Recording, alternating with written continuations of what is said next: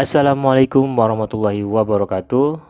Kembali lagi teman-teman di channel ini. Semoga kita semua dalam keadaan sehat walafiat ya. Amin. Pada kali ini pembahasan kita mengenai manajemen pers dakwah, yang sebelumnya di video-video kemarin kita sudah sama-sama membahas tentang masing-masing dari definisi atau arti dari tiga komponen kata ini ya, dari manajemen, yang kedua pers, dan yang ketiga dakwah. Dan sekarang kita gabungkan tiga elemen itu, tiga kata itu, manajemen pers dakwah. Apa itu manajemen pers dakwah? Kita ingatkan kembali bahwa dari masing-masing arti manajemen itu memiliki arti mengatur, merencanakan, mengelola, mengusahakan, dan memimpin.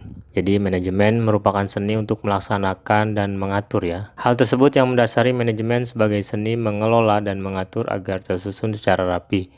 Manajemen merupakan satu proses yang sistematis dalam pengorganisasian sehingga dapat dilakukan pengendalian dan pengawasan untuk mencapai tujuan tertentu. Selanjutnya adalah pers. Pers sering disebut juga persurat kabaran. Pers atau kita nanti fokus kepada kegiatan jurnalistik yang meliputi mencari, memperoleh, memiliki, menyimpan, mengolah, dan menyampaikan informasi baik dalam bentuk tulisan, suara, gambar, audio, visual, atau lainnya ya. Sementara dakwah sendiri adalah ajakan atau dakwah mengandung makna sebagai aktivitas yang menyampaikan ajaran Islam ya, menyuruh berbuat baik dan mencegah perbuatan mungkar, serta memberi kabar gembira dan sekaligus peringatan bagi manusia. Nah teman-teman, dari kacamata komunikasi, ini jelas bahwa dakwah merupakan upaya komunikasi dalam rangka mempengaruhi individu atau komunal agar mereka dengan sadar meyakini kebenaran Islam, mau menganutnya bagi mereka yang non-muslim, serta memperdalam pengetahuan agama Islam bagi kaum muslimin. Pers atau jurnalistik merupakan satu metode komunikasi yang bisa digunakan untuk berdakwah, baik oleh lembaga kemasyarakatan yang khusus melakukan kegiatan jurnalistik saja, maupun yang tujuan utamanya adalah berdakwah atau lembaga dakwah ya. Bahkan ada juga lembaga masyarakat lainnya yang berupaya melakukan dakwah dengan menggunakan kegiatan jurnalistik. Jadi boleh ya, jadi ada lembaga masyarakat lain di luar institusi pers atau usaha penerbitan atau lembaga dakwah yang di dalamnya melakukan kegiatan dakwah dengan menggunakan jalan jurnalistik. Nah, dalam hal lembaga dakwah pun kita bisa jumpai adanya yang hanya menggunakan kegiatan jurnalistik saja untuk mencapai tujuannya itu, dan ada juga yang menggunakan metode lain di samping jurnalistik. Nah kawan-kawan, jadi dapat kita simpulkan bahwa pengertian dari manajemen pers dakwah yang dimaksud adalah sebagai proses kerja jurnalistik lembaga masyarakat. Sekali lagi, jadi dapat kita simpulkan bahwa manajemen pers dakwah adalah sebagai proses kerja jurnalistik lembaga masyarakat. Lembaga ini bisa berbentuk pers maupun lembaga dakwah atau lembaga kemasyarakatan lainnya untuk mencapai masyarakat Islami yang madani. Nah, berbicara soal madani ini, sering kita mendengar ya kata madani. Pengertian dari madani itu yaitu masyarakat madani dapat diartikan sebagai satu masyarakat yang beradab dalam membangun, menjalani, dan memaknai kehidupannya. Lanjut ke prinsip manajemen pers dakwah. Jika merujuk pada pengertian tadi mengenai manajemen pers dakwah, dapat kita ketahui bahwa kegiatan manajemen pers dakwah memiliki beberapa prinsip utama. Sedikitnya ada prinsip utama. Yang pertama adalah proses kerjanya mengarah pada pencapaian tujuan dakwah. Adapun tujuan dakwah yang dimaksud seperti kita tahu adalah mengajak manusia agar bisa berjalan di atas jalan Allah dan mengambil menjadi jalan hidupnya. Artinya di sini bahwa tujuan dakwah tersebut merupakan tujuan dakwah Islamiyah dengan cara membentangkan jalan Allah di atas bumi agar dilalui umat manusia. Yang kedua adalah metode yang digunakan dalam upaya mencapai tujuan dakwah dimaksud adalah jurnalistik. Jadi tujuannya adalah jurnalistik ya. Nah, dalam mencapai tujuan akhir ini dari dakwah yang dimaksud sudah tentu tidak bisa dilakukan sekaligus ya, melainkan harus melalui tahapan-tahapan tertentu sesuai dengan waktu dan situasi serta kondisi dari mad'unya sendiri ya, yang kita dakwahi. Demikian pula halnya dalam proses dakwah yang merupakan proses komunikasi, maka salah satu metode yang bisa digunakan adalah metode komunikasi yang berbentuk jurnalistik. Dan yang ketiga, sesuai dengan inti dari manajemen yaitu organisasi, maka pelaku pencapaian tujuan dakwah dalam manajemen pers dakwah pun harus berupa institusi atau lembaga tertentu tertentu dalam bentuk jamaah. Dalam hal ini, manajemen pers dakwah berprinsip pada kewajiban berdakwah berdasarkan Al-Quran Surat Al-Imran ayat 104 yang mengatakan bahwa hendaklah ada di antara kamu segolongan umat yang menyeru pada kebaikan. Nah itu ya. Selain dari itu, lembaga dimaksud harus melakukan kegiatan khusus yaitu jurnalistik dalam mencapai tujuannya. Adapun lembaga yang khusus melakukan kegiatan jurnalistik dikenal dengan sebutan pers. Karena selain melakukan kegiatan jurnalistik, lembaga tersebut harus mencapai tujuan dakwah. Maka kiranya dapat kita sebut lembaga tersebut sebagai pers dakwah. Namun demikian, bentuknya akan tergantung dari unsur-unsur yang terkait pada pembentukan lembaga tersebut. Dan yang keempat adalah menggunakan manajemen yang islami. Nah, untuk mengatur dan mengelola proses kerja dalam rangka mencapai tujuan yang diharapkan, tiada lain digunakan manajemen yang sehat dan terarah pada pencapaian tujuan dakwahnya tadi. Karena tujuan utama dakwah Islamiyah itu kan mewujudkannya masyarakat yang islami, maka jelas manajemennya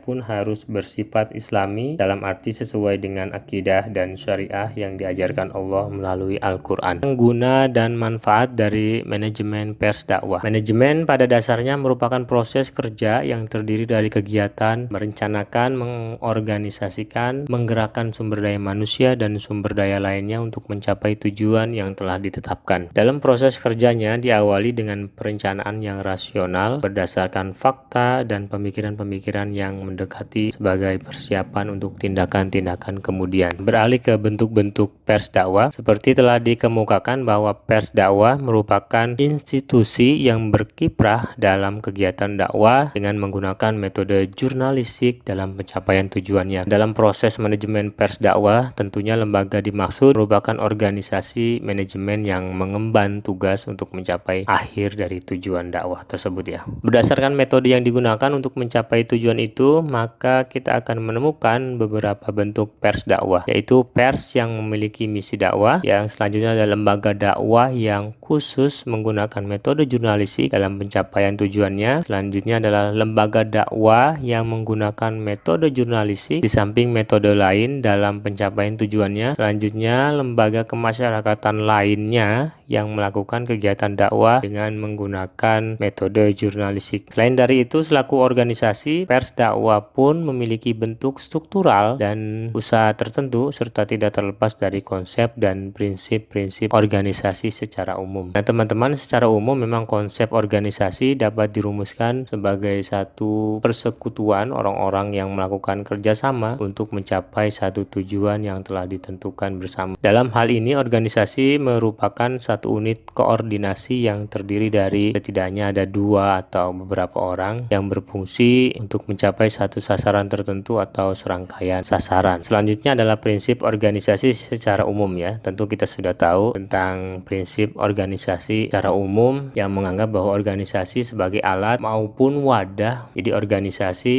sebagai alat maupun wadah untuk mencapai satu tujuan tertentu dengan ciri-ciri yang pertama memiliki tujuan yang jelas yang pasti ya.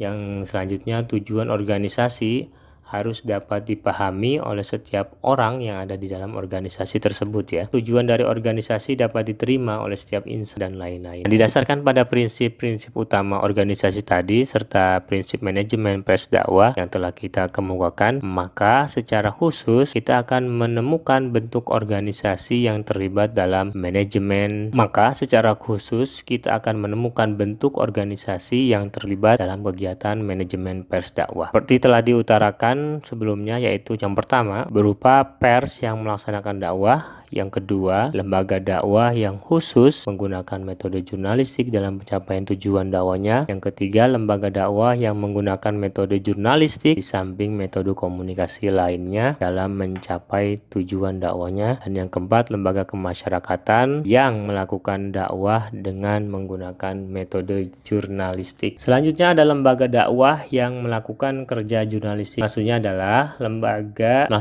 lembaga kemasyarakatan yang berkiprah di bidang dakwah Islamiyah dalam hal mencapai tujuan dakwahnya menggunakan metode jurnalistik. Nah, lembaga dimaksud ada dua macam ya. Yang pertama, yang khusus menggunakan metode jurnalistik dan yang menggunakan metode jurnalistik di samping metode komunikasi lain dalam mencapai tujuan dakwahnya. Selanjutnya ada lembaga dakwah yang khusus menggunakan jurnalistik saja. Dalam mencapai tujuan dakwahnya, lembaga ini tidak menggunakan metode lain kecuali jurnalistik. Karenanya, bentuk struktur organisasinya pun serupa dengan bentuk struktur yang dianut oleh pers. Hanya saja semua produk jurnalistiknya khusus bernuansa Islam. Bedanya terdapat pada pembagian atau redaksinya ya, yang didasarkan pada bidang-bidang ajaran Islam seperti bagian akidah, ibadah, muamalah, dan sebagainya. Yang selanjutnya adalah lembaga dakwah yang menggunakan jurnalistik di samping metode lain.